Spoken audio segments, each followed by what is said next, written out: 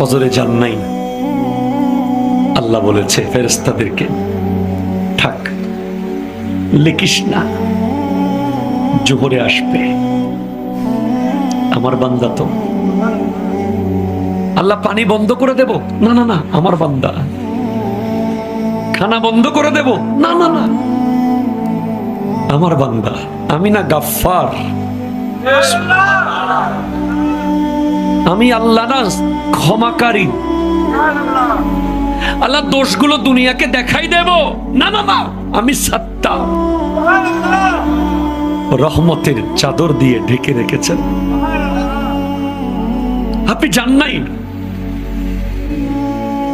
আপনাকে হাইয়া আলা সালাহ বলার পর আবার হাইয়া আলাল ফালাহ বলেছেন।